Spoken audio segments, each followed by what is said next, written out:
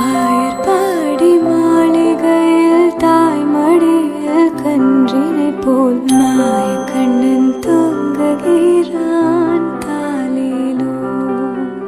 ஆயர்பாடி மாளிகையில் தாய்மடியில் கன்றினை போல் மாய கண்ணன்